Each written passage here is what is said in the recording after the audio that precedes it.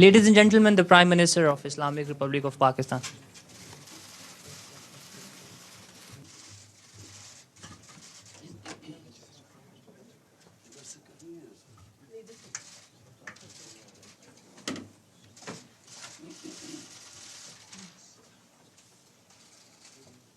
On? On? Oh, you start.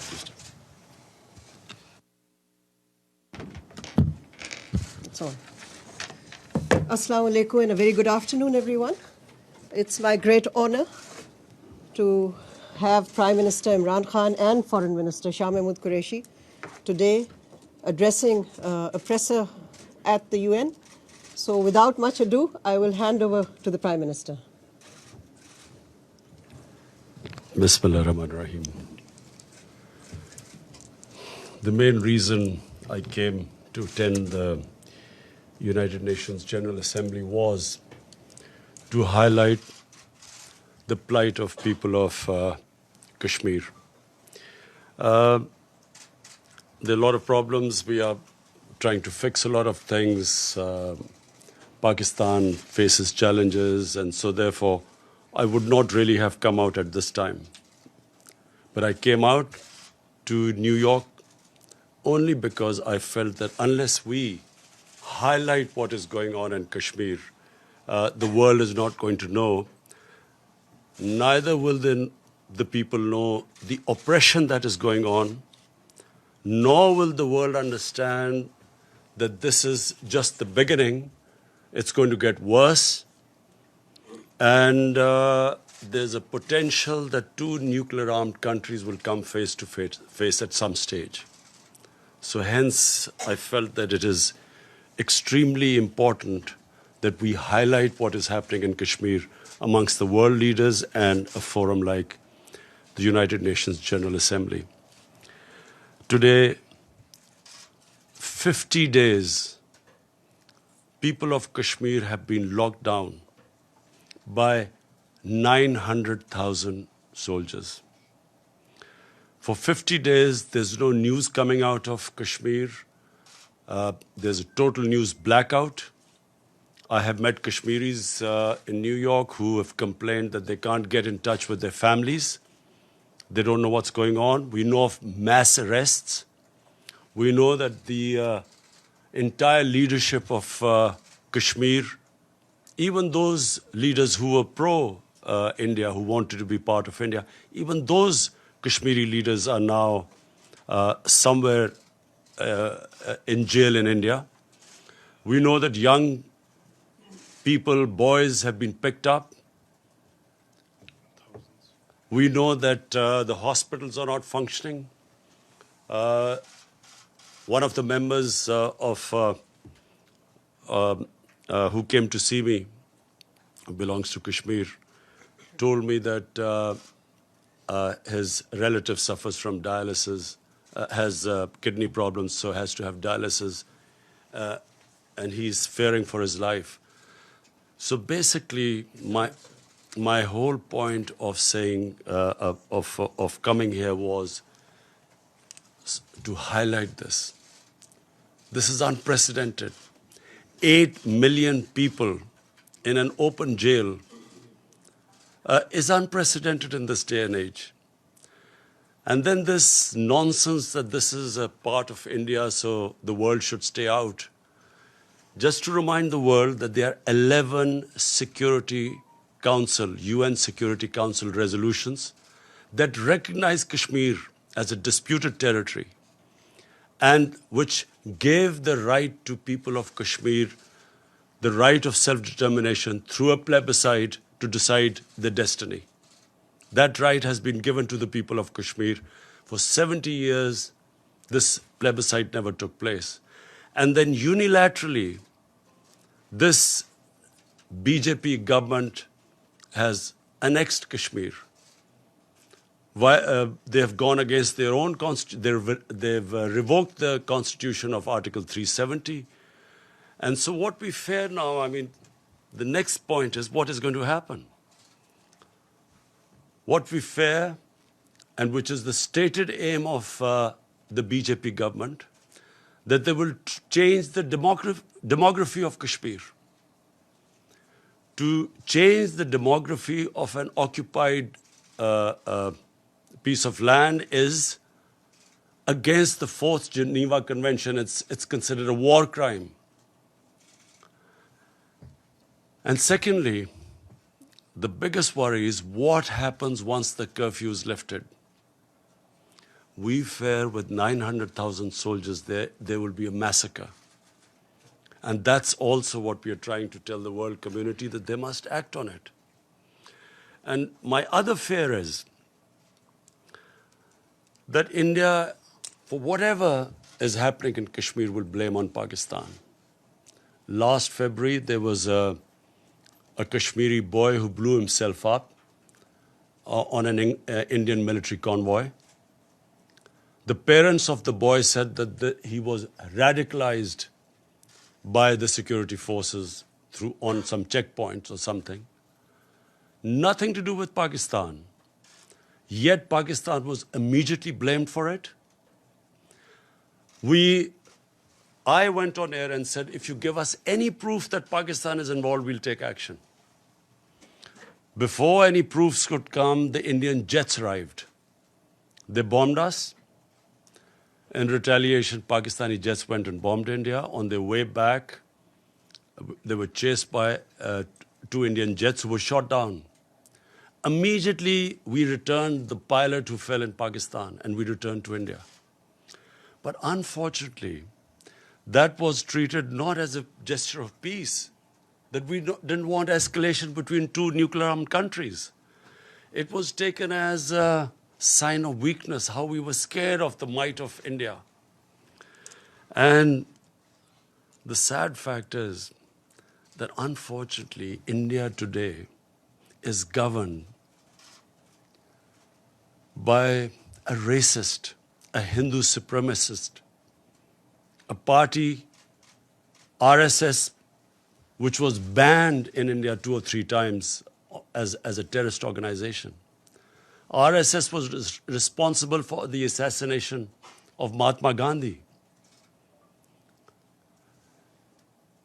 Prime Minister Narendra Modi, who is a life member of RSS, was responsible for the pogrom which took place in Gujarat, where 2,000 people were butchered, burnt, under his chief ministership, and for 3 days the state did not do anything. 150,000 people became homeless, Muslims became homeless. Unfortunately, India is past 6 years, is being governed by an extremist party. It believed in the ethnic cleansing of Muslims from India. This is what the founding fathers of RSS, you can just Google and read what they said, who they were impressed by. Adolf Hitler, Mussolini were their role models. This is all, you can just Google it and you'll find. And this is what we face right now. The moment my party came to power, we tried to do everything to mend our relationship with India. I approached him, I called Prime Minister Modi, said we have similar problems. You and we have poverty, unemployment, and of course climate change is going to affect both Pakistan and India. And all these efforts were rebuffed. We thought it was because of the election campaign. We thought maybe, a nationalist party would pander to its base. So we waited till after the elections. And once the elections were over, we again approached them, and then we found that they were trying to push us into the FATF blacklist to bankrupt Pakistan. That's when we realized there was an agenda. And of course, on 5th August, the agenda came forward. They do not consider Muslims as equal citizens. Neither do they consider Christians as equal citizens. They do not believe in the Nehru-Gandhi secular, plural Indian society. India is changing, has changed in the 6 years. I know India.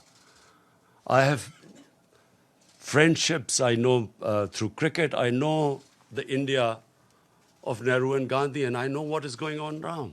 So I'm alarmed, and I think the world leaders need to know. I've spoken to the world leaders. I've spoken to President Trump. I've spoken to Boris Johnson, the British Prime Minister. On telephone, I've spoken to Angela Merkel, to President Macron of France. I've spoken to the Muslim leaders. And this is the time for world to act before this goes too far. Because this is the first time after the Cuban crisis, two nuclear-armed countries are going to come face to face. And what we fear is already the statements that are being given, that terrorists are being lined up on the borders of Kashmir, waiting from Pakistan to go inside. What sort of a nonsense is this?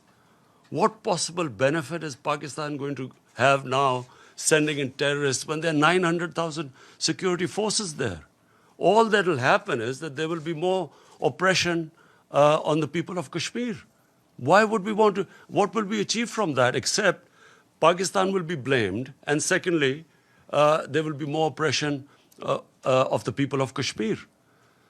But this is typical. I've heard Prime Minister Narendra Modi talk about this, that Pakistan should stop terrorism.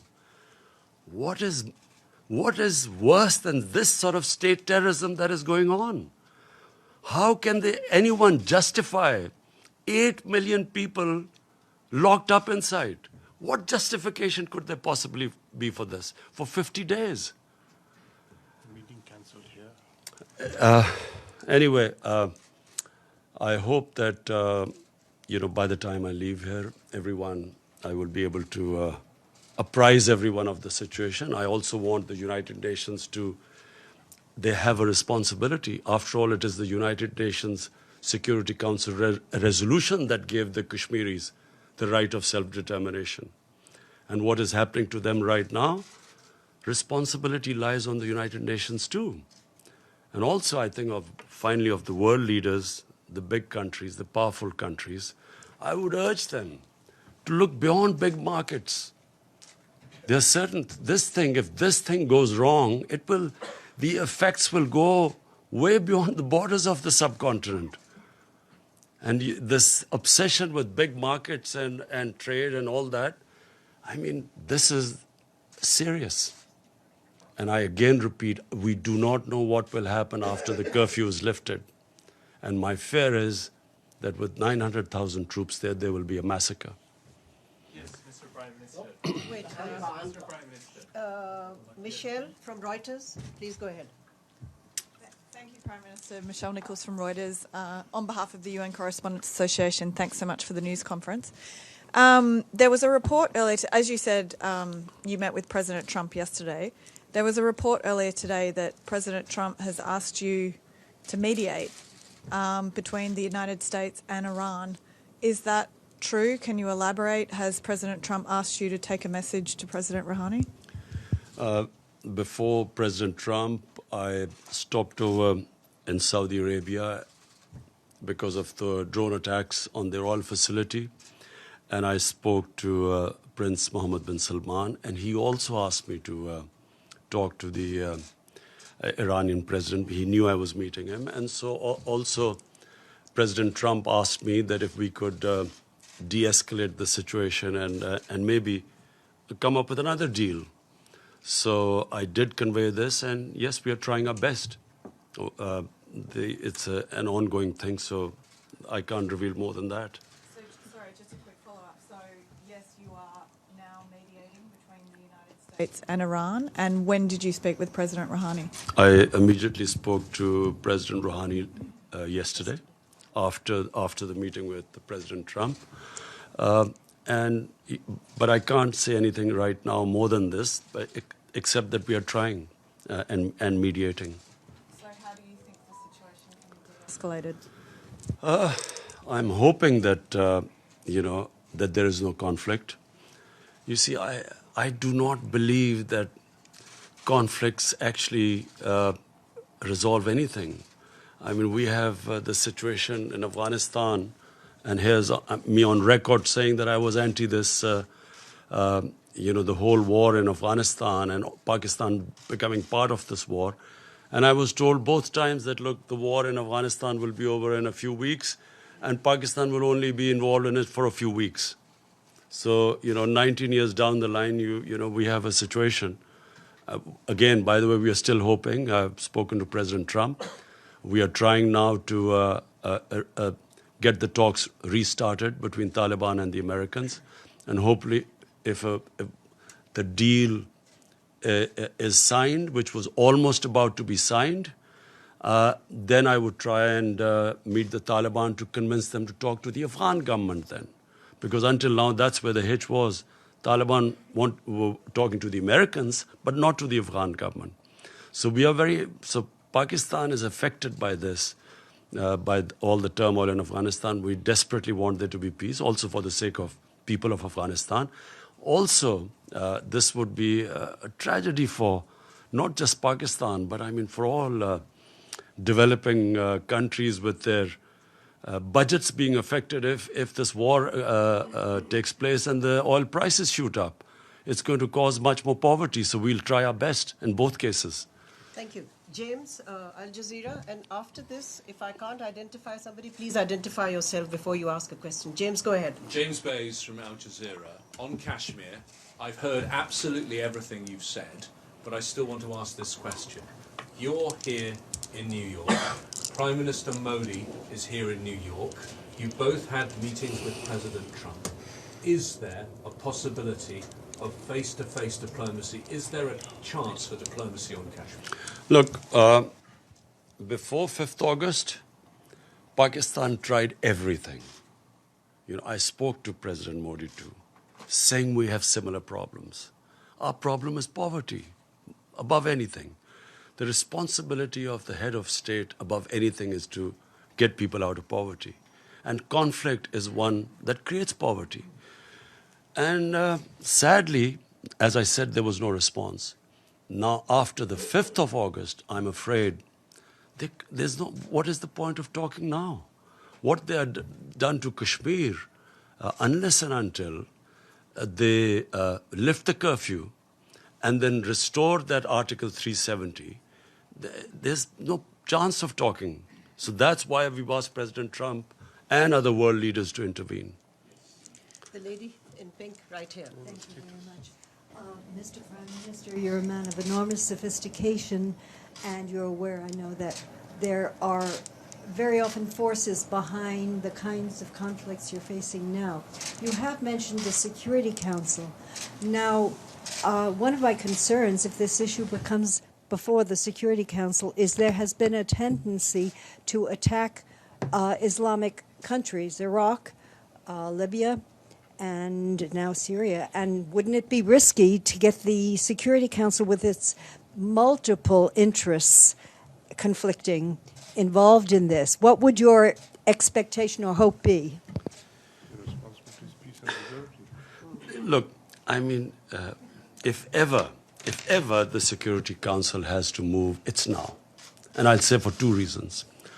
One, the people of Kashmir are suffering simply because the Security Council could not implement its decision to allow them the right of self-determination. The 11 resolutions. So it's their responsibility. 8 million people are locked inside for 50 days. It's inhuman. So what is the Security Council for then?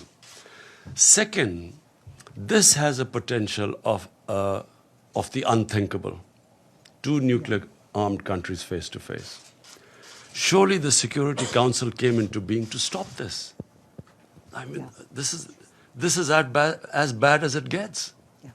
So here's me, the reason I started by saying, I would not have come out of Pakistan because, we are just about coming out of a really difficult economic situation and governance issues and fighting a corrupt mafia. I would not have come here. But I'm alarmed because here's me, there's one prime minister that side, there's one this side. A sane mind can't think of a nuclear war. No sane mind can think of it.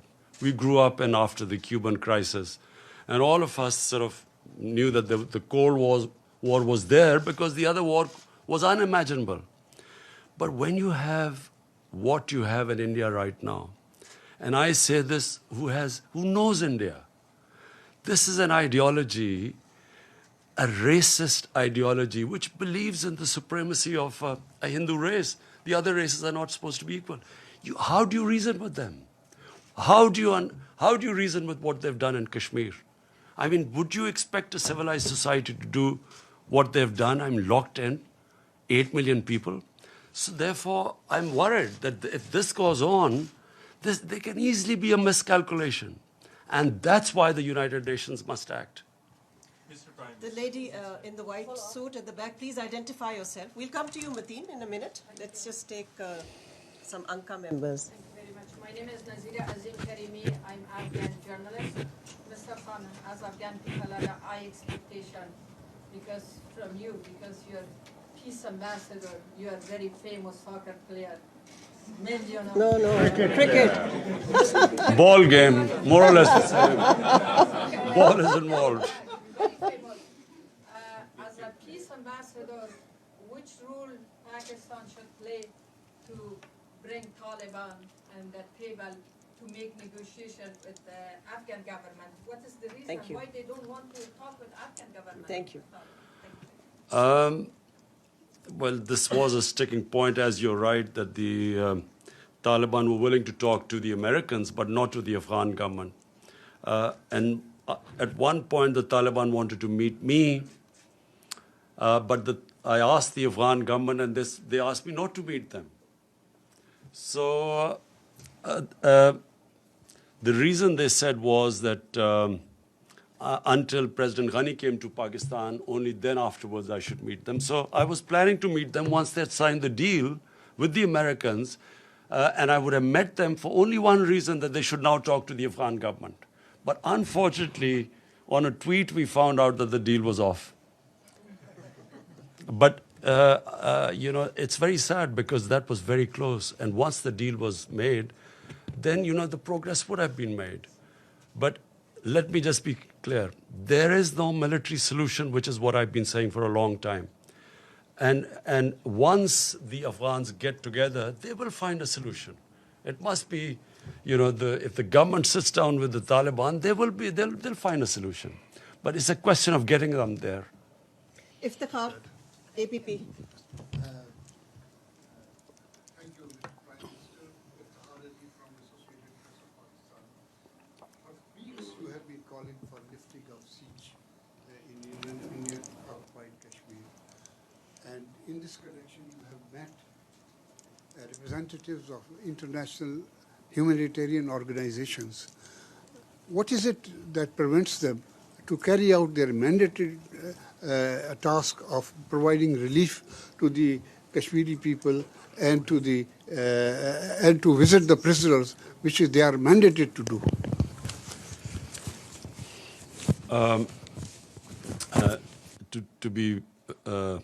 To be absolutely frank, I am a bit disappointed by international community.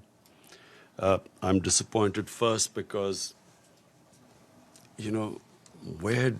if 8 million Europeans were put under siege like this for 50 days, or Jews were put under siege, or Americans were put on siege, well, forget Americans, even 8 Americans were put under siege, but I'm talking about any other. I mean, would the reaction have been the same? They make statements, and there is no pressure as yet on Narendra Modi to lift the siege. So we will keep mounting the pressure. And I will tell the UN, I'm speaking on Friday, I will tell them that if there is a massacre, what are 900,000 troops doing there? When India says that, Pakistan is sending these terrorists, 500 terrorists, what can 500 terrorists do in front of 900,000 troops? Why would you send 500 terrorists as what they're saying? 900,000 troops are not to fight terrorists. They are to control, intimidate, and subjugate a population. And population, the entire Muslim population, I mean. This is why it is going to have repercussions far beyond Kashmir. Because 1.3 billion Muslims are watching this. Where is the world community? Where is the international community? Where are laws? United Nations Security Council had given them that right of self-determination. And what is happening to them now? So this will have repercussions. It's going to create radicalization. This is going to get worse. I'm flagging it right now because this is just the beginning. Once the curfew is lifted, God knows what is going to happen after that. Do they expect that the people of Kashmir, who've already lost 100,000 people in over 30 years, do they think that just because India has revoked Article 370, they will quietly accept the status quo? They will accept that India has taken over and annexed Kashmir? Of course, this is going to be there's every likelihood of there being a massacre. So the world community will be responsible. Mateen Heather. Can I just add to what the Prime Minister said to your question, sir? The President of the ICRC met the Prime Minister yesterday, and he said that in order to go and operate in Jammu and Kashmir, Indian occupied side, they need permits. They've applied for permits, and they have neither been refused nor been given permits. So practically, they're inaccessible. Yes, Mr. Prime Minister over here, Mateen Heather, Mateen.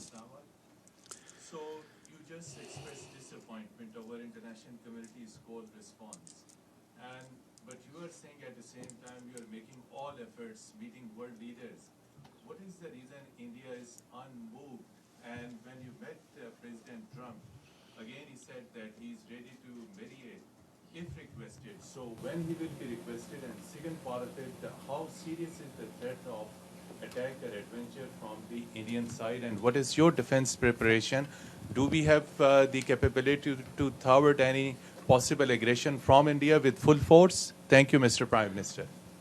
Look, disappointed because I really feel, now, not as a Pakistani Prime Minister, as a human being, I feel disappointed that how can the world community stay quiet when 8 million people are being treated worse than animals?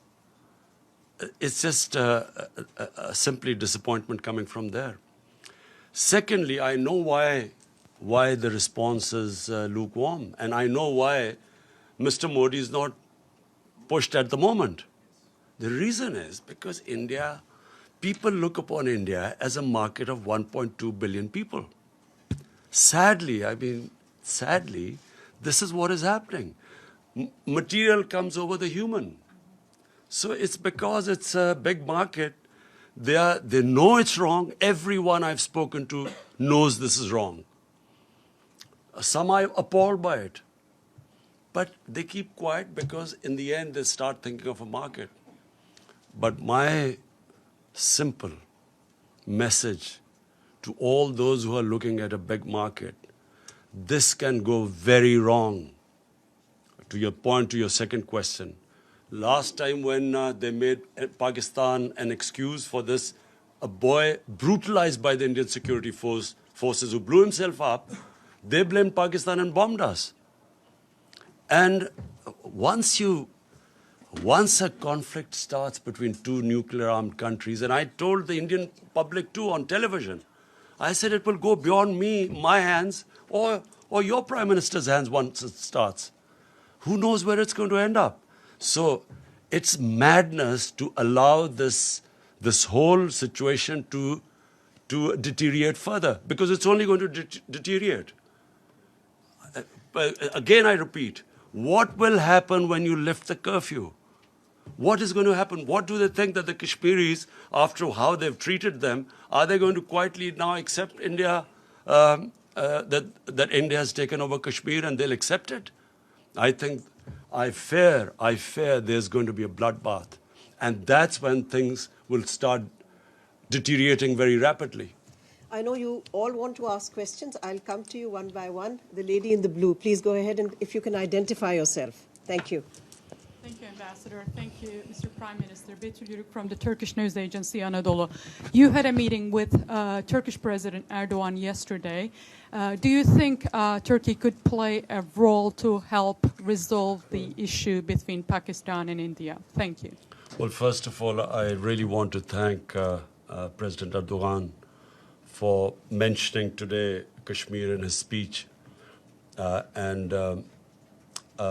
We really feel that I hope that after him more leaders take his lead and at least ask India to lift the siege. We have a very, very good relationship with Turkey, and President Erdogan is coming over to Pakistan next month, which we hope to receive. We hope to increase our trade, all sorts of, we're going to have financial agreements with Turkey. And yes, we are very thankful that the President has taken a very principled stand. Please go ahead.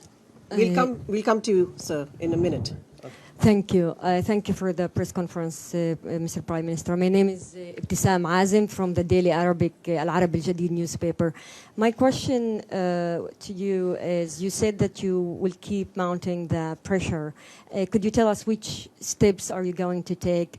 And then to which extent are you afraid that the situation of Kashmir will be very similar to what's happening in the occupied Palestinian territories, where you have a lot of resolutions, a lot of sympathy, but on the ground there is no concrete steps to help the local people. Thank you very much.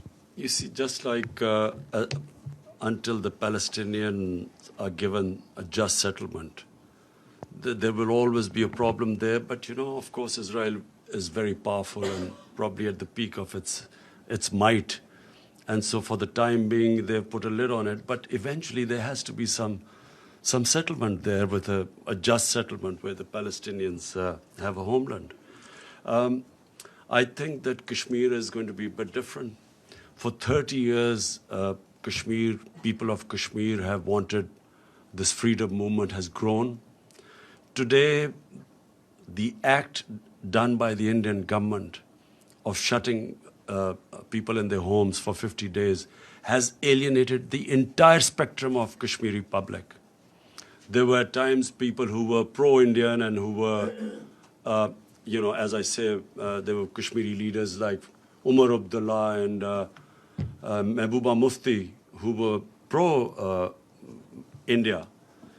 Today, no one will be able to ever get a vote in Kashmir who's pro-India because of what they've done. And they've actually, what the BJP government has done is it has actually told the Kashmiris that you're not equal human beings.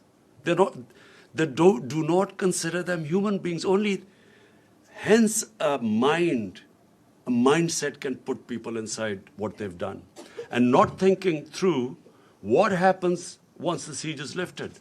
I do not think Narendra Modi knows what's going to happen. The gentleman right here. Yes. After this, we are going to have an OIC summit meeting. We will gather all the Muslim countries simply for one thing. The only reason the people of Kashmir are being subjected to this is because they're Muslims. And this is resonating in 1.3 billion Muslims. And it's very important for Muslim world to play its part, because they're only suffering because they're Muslims. The Hindu Kashmiris are not suffering. And that's why it is important for them to take a stand. Because if the Muslim countries don't take a stand for whatever reason, for their own trade or whatever agreements, that's what leads to radicalization when the governments do not express the wishes of the people and when they see injustice. So I hope that, the Muslim countries, we will have the OIC meeting next month. Joseph Klein of Canada Free Press. You've been quoted as saying that Pakistan had originally trained al-Qaeda forces, and also that you regretted the decision by the Pakistani government after the 9/11 attack to side with America against what would then refer to as terrorists. what assurances have you given to President Trump that Pakistan will indeed help in the fight against terrorists, including within Pakistan, that are aligned with the Taliban? Because I believe the second in command in the Provisional Transition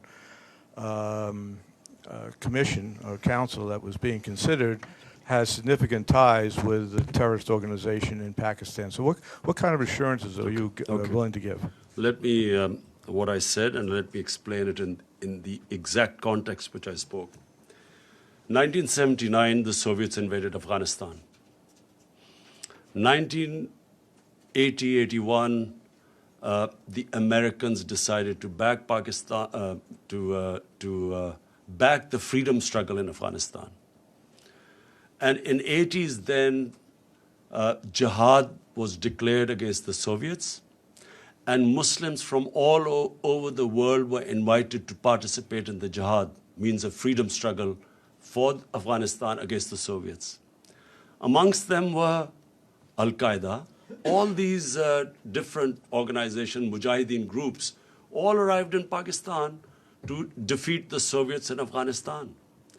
And of course, Pakistan trained them, but they were funded by the Americans, by the Western countries, because all the Western countries backed the Afghan jihad. So my whole point was that then Mujahideen, who were doing, the Russians would call terrorism, but then we would call them freedom fighters. They were trained in the art of guerrilla warfare, which the Russians called terrorism. And so when the Soviets left, my whole point is that the United States also packed up and left. And we were left with the groups. So I was just explaining how come when they talk about Pakistan having these groups, this is how we ended up having the groups. If it would have been, which is what we hope now, we hope that there's a proper transition from Taliban, from when the Americans pull out of Afghanistan, we hope there's a transition to a proper political solution rather than just packing up and going as happened in 89. There will again be chaos in Afghanistan. So my whole point is that when they left, chaos happened in Afghanistan.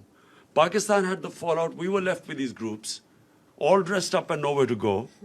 And we were blamed in the end. After 9/11, when the same groups from Mujahideen turned into terrorists, Pakistan was blamed for it. We were given the job now to clear this up. And we ended up losing 70,000 people from 2003 onwards. And so my whole point is that either we should not have participated in the Afghan jihad. Once we had participated, then we should not have been part of the American war on terror, because they turned the people who had been trained against the Soviets and foreign occupation. When the Americans occupied Afghanistan, they turned on Pakistan. Azim Mia and then Jazeb of ARY. Azim Mia, please go ahead. Mr. Prime Minister, now you have met President Trump, so he has met Modi also. He has met him on both sides, and looks like he has got a tilt towards India. So that's one option. Secretary General says that the resolutions on Kashmir were not under Chapter 7. So according to the procedure of the Secretariat, Chapter 6 resolutions are non-binding. And in all that kind of a situation, what are the options left, except appealing to the international community? Because the international community looks like that right now, in the face of Indian-American alliance, things are getting bad. So what procedures you are going to adopt, and what is your approach, and where are you heading? Thank you. Azim, did you say I begged President Trump? No, you met President. Oh, thanks. I don't.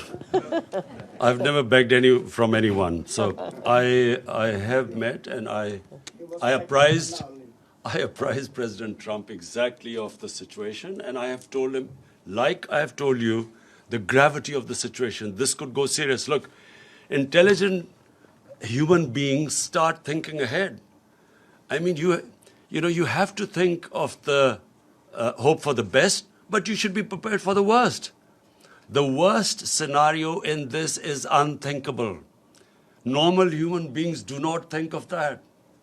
And so therefore, it is my job to tell them, in my opinion, things will deteriorate. We will keep them apprised. At least we have informed the world community what's going on. And as time goes on, and I fear that this is going to end up in a massacre, at least we will be able to tell the world community. And if India blames Pakistan for this, then at least the world would know about it. Previously, it was anything that happened in India. Look, what has been going on in the past? After 9/11, you used that magic word, Islamic terrorism, and all humanitarian rights were waved aside. You could do whatever you like with the people, provided you could term them as Islamic terrorists. And this is exactly what Narendra Modi is doing. This near genocide which he's about to commit, he's blaming it on Islamic terrorism, hoping that he'll get away with it. And that's why it's important for us to communicate with the Western world and civilized world and tell them what is happening. That's why we're telling them, send your own observers and find out what's happening. If India has nothing to worry about, and guess what the excuse of shutting down, putting people under curfew and shutting them in their houses for 50 days, the excuse is that this is to develop Kashmir. This is for prosperity of Kashmir. This is what the Narendra Modi position is. So it's important for us to tell the world, and I know now, I'm satisfied that at least everyone knows. I've apprised all the major world leaders of the situation in Kashmir. The follow-up question is... No, Azimia. No, Azimia. No, there are other people who want to ask a question. Go ahead, Jazeb. Thank you, Ambassador Malia. This is Jazeb Ali from Airwine Institute, Pakistan. Prime Minister, like President Trump, Secretary General of the United Nations also offered to mediate between India and Pakistan on Kashmir issue. On Kashmir issue. So, sir, you still have to meet him. Sir, will you comment on the role of United Nations? I mean, United Nations also failed to implement its own resolutions for the last many years. So, in your opinion, what's the reason for that? Thank you, Jazeb. Ji, Jazeb, inshallah, you will see that this issue is not now going to die down. You will see in time. Don, Anwar Iqbal or Masood Haider, you decide amongst the two Anwar. of you. Huh?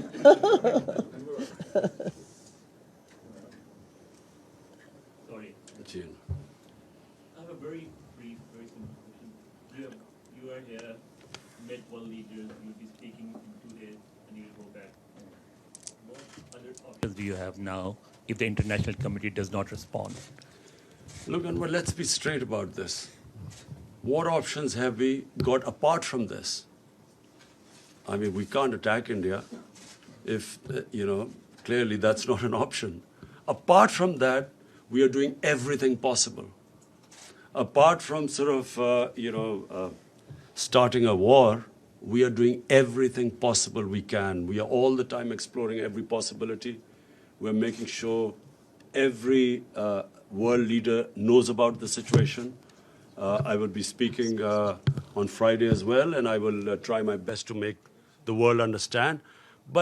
And then media, I'm going to, I believe that the media is very powerful. The Western media, I had meetings last night, and I realized that a lot of them already know what is going on. And so I know what happened in Bosnia. When the ethnic cleansing of Muslims started in Bosnia, for a while the world did nothing. But the media put such a pressure that eventually the world had to do something. And I believe that in Kashmir, it's exactly the same thing will happen.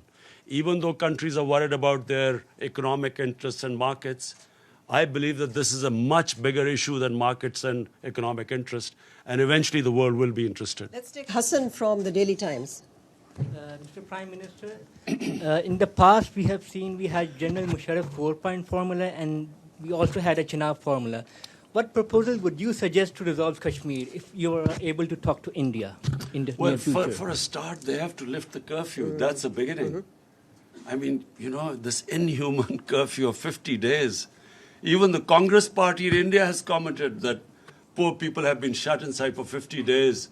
50 days no one knows what's happening with all the prisoners, political prisoners, thousands of them. Thank you very much. In that formula, there was a problem. And the problem was the third party, the most affected party, the Kashmiris, were not in the loop. We have one last question. Go ahead. Mehmood Ikram, Voice of America, U.S. service, we broadcast to Pashto region, Pakistan, Afghanistan. Did Trump ask you to play some role or active role in Afghanistan? And did he told you something about to put some pressure on Taliban? And whatever you told him? I'll repeat what I said. We were very surprised because the deal was about to be signed when from a tweet we found out that the deal had been broken. So what we hope is that, and what we will try and do, is to actually get back that deal to be signed. And then Pakistan will do its best to get the Taliban to talk to the Afghan government. We're done. We're done. Prime Minister, as we know that there is no word of disappointment in your dictionary. Really appreciate as you have conveyed Pakistan's narrative loud and clearly across the world. During these days, you have met with different head of states, including Donald Trump. Now, in your opinion, what they are thinking and how much they are convinced? If no mediation, then what next? Look, the disappointment is not because I think that people of Kashmir, I feel that what Narendra Modi has done, he has boxed himself into a blind alley. There is nowhere for him to go from now onwards except a general massacre of people of Kashmir when the curfew is lifted. There's no other way for him to go. So I feel that from now onwards, and I know that the people of Kashmir for 30 years have been fighting for their independence, and 100,000 have lost their lives. They have lost fear of death. When a population, and you're talking about not a few thousands, 8 million people, when they lose fear of dying, and freedom becomes much more important than living a life of slavery, I don't think that he will be able to stop this now. I think the momentum will gain pace. So I'm not disappointed about where it is headed because I know that this will eventually now end up in freedom for people of Kashmir. What I'm disappointed is that for some reason, countries put their economic interests ahead of human beings. This is the same with climate change. Countries, because of not wanting to lose their growth rate, do not realize that what impending disaster this climate change is bringing to the world. Neither do countries, for instance, which I'll be speaking about, this money laundering which comes from the developing world into the rich countries every year. Billions and billions of dollars from poor countries moves to rich countries through corruption, ruling elites of developing world, taking the money out. And unfortunately, because if anything, the richer countries gain from it, they do not take any steps to stop it. This is a plunder of the poor countries. The poor countries are getting poorer. The rich are getting richer. And these criminals who plunder the poor countries have an easy way of parking their money, buying flats in New York and London. And that's what we want. We want the world to take notice of this. The richer countries, they should have strong money laundering laws. They should, if we can identify that money has been stolen from our countries, it should be immediately given back to us. But this is the problem because the laws are so complicated, and if the rich countries want, they can easily tighten the laws so that it will be the biggest deterrent for these criminals in third world to take the money out. Thank you. Thank you very much. One last question. Thank you.